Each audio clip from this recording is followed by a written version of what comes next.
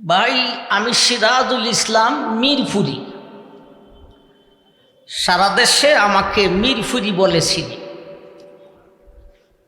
অথচ আমার বাড়ি মিরপুর নয়।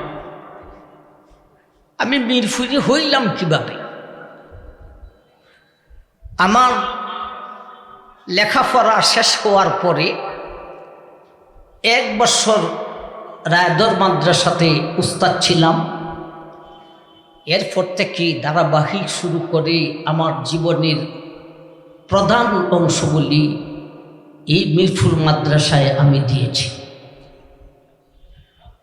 দেশবাসী মোবাইল বাহির হওয়ার আগে দেশের বিভিন্ন অঞ্চল থেকে মানুষ আইসা ওয়াজের দাওয়াত দিত, আইসা আমারে ফাইতো মিরপুর মাদ্রাসায়। এই মিরপুর মাদ্রাসা আমাকে মিরপুরি বানিয়েছে।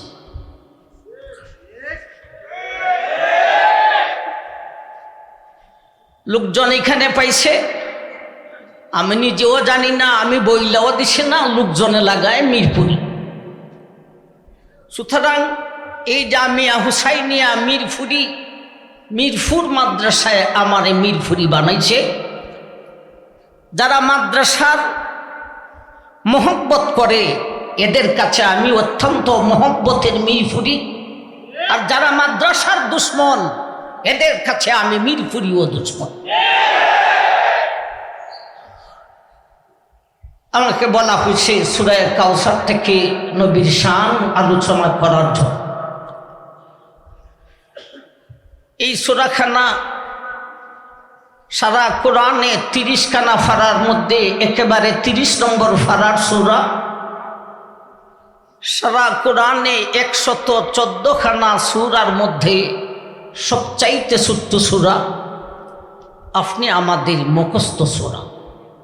সূরা কাউসার বলতে ইন্না আ'তাইনা সূরা, এই সূরাখানা আপনাদের মুখস্থ আসে না নাই? ভাই, সূরা খান যদিও মুখস্থ, এর ভিতরে কি আছে অনেকেরই জানা নেই। যদিও ছোট, তার আলোচনা ছোট নয়, অগাধ। এই অগাধ আলোচনা থেকে সামান্য পরিমাণে আমরা কিছু আপনাদের সামনে ঢেলে দিব ইনশাআল্লাহ।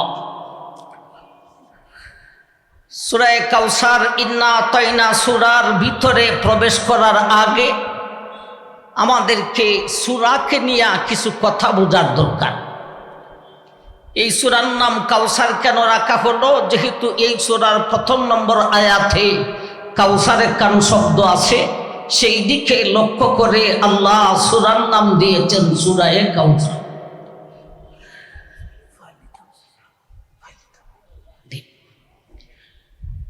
এই সূরার আলোচ্য বিষয়ে তাফসীরে হাক্কানীতে আল্লামা আব্দুল হক রহমতুল্লাহি আলাইহি লিখেছেন, কোরআনে 114 খানা সূরার মধ্যে 112টি সূরার অবস্থা এক অবস্থা, আর 2 খানা সূরার পৃথক আলাদা আরেকটি অবস্থা।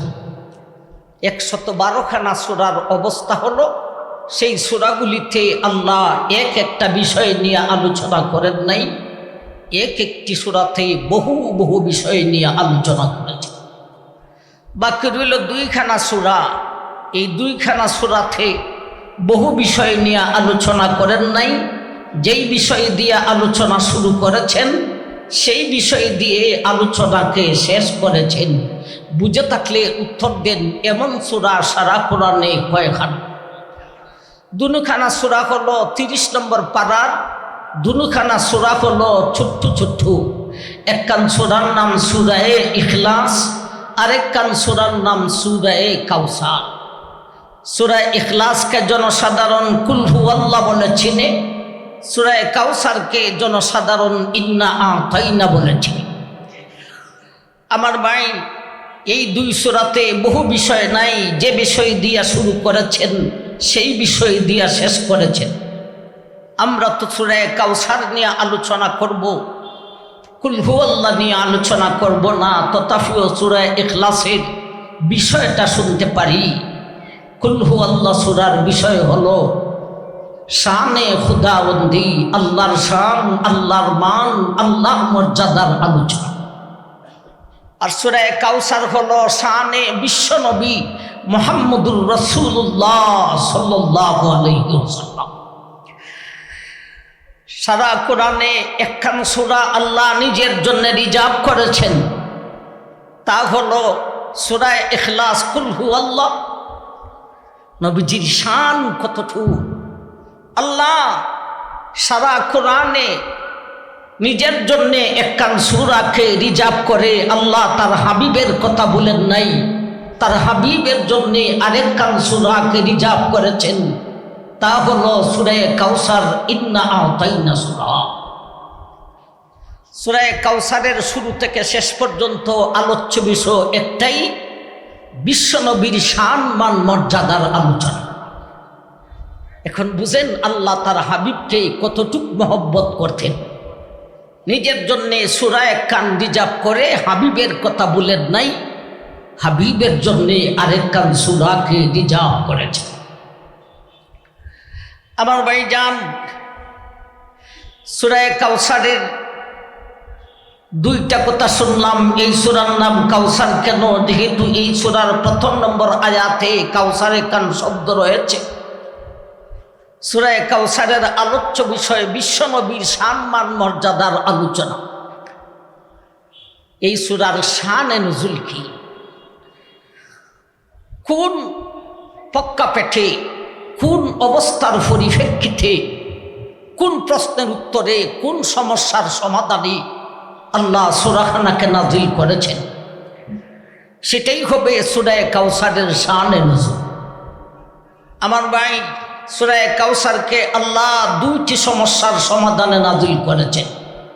বুঝে থাকলে উত্তর দেন, সূরা কাউসারকে কয়টি সমস্যার সমাধানে নাজিল করেছেন?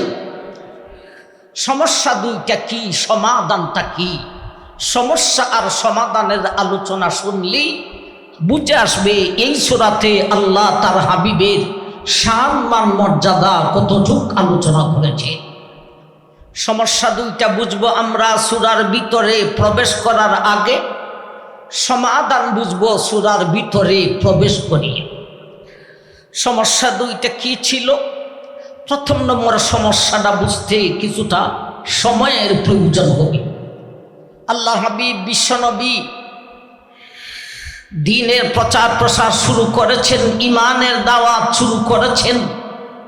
সেই যুগের সেই দেশের মানুষ ধীর গতিতে নবীজির সেই দাওয়াতকে গ্রহণ করাও শুরু করলেন। নবীজির সেই ইমানের দাওয়াতের সঙ্গে সঙ্গে নবীজির সুনাম চতুর্দিকে ছড়ায় পড়েছে।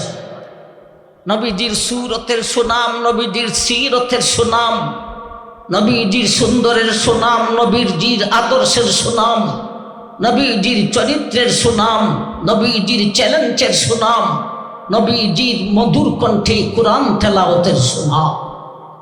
নবীর সুনাম রে চতুর্দিকে ছড়ায় পড়েছে। নবীজির দুশ্মনের গায়ে ভালো লাগার কথা না জ্বালা ওঠার কথা? দুশ্মনের গায়ে বড় দুশ্মনির জ্বালা। আমার ভাইজান, এই জ্বালা মিটাই তো কিভাবে? নবীজির সাথে কোনো একদিকে যদি কুলাইয়া উঠতে পারত, তাইলেই তার দুশ্মনির জ্বালাটা মিটা যাইত। কিন্তু নবীজির সাথে একদিকেও পারে না, দুশ্মন তার জ্বালাটাও মিটাইতে পারে না। ভাই, দুশ্মনির জ্বালা মিটাইবার শেষ একটা ব্যবস্থা আছে। দুশ্মন গালি দেয় কখন? যখন বুঝে আমি তার সাথে দলিল প্রমাণে পারব না, তখনই দুশ্মন জ্বালা মিটানোর জন্যে গালি দিতে থাকে। আমার ভাইজান, দলিল প্রমাণে শূন্য হলে গালি দিতে থাকে। আর দলিল প্রমাণ যদি তাকে কোরআনে আর হাদিসে, কোরআন হাদিস থেকে দলিল প্রমাণ দিতে থাকবে। ভাই, দলিল প্রমাণ শেষ হয়ে গেলে না থাকলে ওই গালি দেওয়া শুরু করে। ভাইজান, আজকে সেই দিকে যাচ্ছি না, শুধু শুনানি কথা বলবো। তথাপি একটা কথা, নবীজির মিলাদ কিয়াম নিয়া কোরআন হাদিস থেকে আর কোনো দলিল তাদের কাছে নাই। যত দলিল দিয়েছে আমাদের উলামায়ে কেরাম অন্য আয়াত দিয়া কাটিয়ে দিয়েছেন, এরপরে দুখানা আয়াতকে বুঝাইয়া দিয়েছেন। শেষ পর্যন্ত কোরআন হাদিস থেকে কোনো দলিল পায় না। এখন একটা দলিল বাইরিসে হাজী ইমদাদুল্লাহ মুহাজিরে মক্কি রহমতুল্লাহি আলাইহি ওনার লিখিত একখানা রেসালা হাফতে মাসাইল, 7 মশালার সমাধান। ভাই এটার মধ্যে লেখা আছে, মুহাজিরে মক্কি লেখছেন, আমি মিলাদ কিয়ামে শান্তি পাই, কিয়াম করতে আরাম পাই। নাউযুবিল্লাহি মিন যালিক। যাদের যেই সমস্ত বুজুর্গানের সারা জীবন দিয়েছেন এর বিরোধিতা করিয়া ওনার কিতাবে লেখা, কোরআন হাদিসে আর নাই মিলাদ কিয়ামের কোনো দলিল। ব্যক্তি দলিল হতে পারেন না। মুহাজিরে মক্কি শরীয়তের দলিল নয়। মুহাজিরে মক্কি আল্লাহর এক ওলি সুফিয়ায়ে কেরামের কথা কর্ম শরীয়তের দলিল হতে পারে না। বড় কথা হলো হাফতে মাসাইল যেই রেসালা, এই রেসালাটা তিনি লিখেছিলেন ফার্সি ভাষায়। মজার কথা, হাফতে মাসাইল, হাফতের ভাষাটাও ফার্সি। হাফত মানে 7 মশালার 7 সমস্যার সমাধান। তিনি লিখছিলেন ফার্সি ভাষায়। আমার ভাই কোন লোকে এটাকে উর্দুতে অনুবাদ করিয়া এর নিজের মতো লেখা দিয়া প্রচার করা শুরু করেছে। হাফতে রাসাইলে আছে, হাফতে মাসাইলের মধ্যে আছে মুহাজিরে মক্কি মিলাদ কিয়ামকে পছন্দ করেছেন। আমার ভাই এটা সম্পূর্ণ ভুল। এটা উর্দুতে লিখতে গিয়া এর মতে লেখা দিয়েছে। তিনি লিখছিলেন, আমি রোজার সামনে দাঁড়াইতে আমার খুব আরাম লাগে, আনন্দ লাগে। এইটাকে উর্দুতে লেখা দিছে মিলাদ কিয়াম করতে আমার আনন্দ লাগে। আপনারা বুঝতে পারছেন? সেই দিকে আমি আজকে যাব না। এখন আরো কিছু বাকি হইছে। শাইখুল হাদিস আজিজুল হক রহমতুল্লাহি আলাইহির বুখারী বাংলা, এটার মধ্যে জানি কি লেখা আছে, সেই উত্তর আমি কি লেখা আছে, উত্তর কি, আজকে সেই দিকে আমি যাব না। কোনদিন সুযোগ পাইলে যাইব। এগুলি যদি আমরা ক্লিয়ার না করি, আল্লাহ আমাদের অলিফুরি হুজুরের হায়াতকে দরাজ করো। অলিফুরি বিদায়ের পরে যদি অলিফুরির বইয়ের মধ্যে লেখা ছাপায়া দেয়, অলিফুরি লেখেন আমি মিলাদ কিয়াম খুব ভালো লাগে আমার, অলিফুরির কিতাবও লেখা দেওয়ার সম্ভাবনা রয়েছে। সুতরাং এটাকে ক্লিয়ার করতে হবে। ভাই হাফতে মাসাইল ফার্সি ভাষা। এক লোকে মুহাজিরে মক্কিকে জিজ্ঞাসা করলো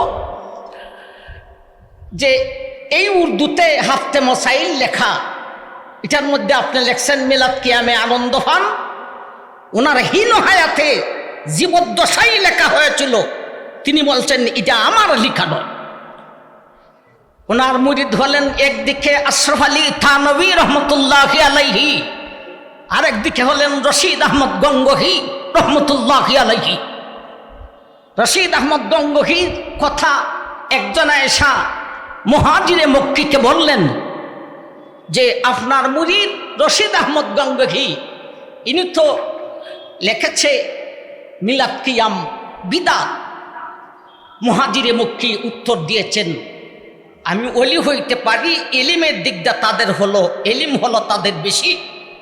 রশিদ আহমদ গঙ্গোহী যে বিদআত লিখেছে এটাই ঠিক। এরপরে আর হাফতে মাসাইল দলিল থাকা দেখে, পারলে কোরআন থেকে একলা আয়াত বলো, পারলে হাদিস থেকে, সিরাসিত্তা থেকে একলা হাদিস বলো। আমার ভাই, দুশ্মন যখন কিছুই পারে না তখনই গালি দেওয়া শুরু করে। নবীজির দুশ্মনেরাও যখন কোনো দিকেই পারে না নবীজিকে গালি দেওয়া শুরু করেছে। এটা হলো গালির ইতিকথা। কেন গালি দেয়? গালি দেয় এই জন্যে যে আমি আর কোরআন হাদিস দিয়া পারবো না, এখন গাইলিম, এখন তোমাকে গালি দেব। আমার ভাই যান নবীজিকে গালি দিল, একটা দল সাচ্ছে, সেই দলের নেতৃত্ব দিছে এক বিশ্ব জালিম আস ইবনে ওয়াইল। সে তার দলবল সহকারে নবীজিকে গালি দেওয়া শুরু করেছে। আল্লাহ সেই গালির প্রতিবাদ করার জন্যে সূরা কাউসারকে নাযিল করলেন।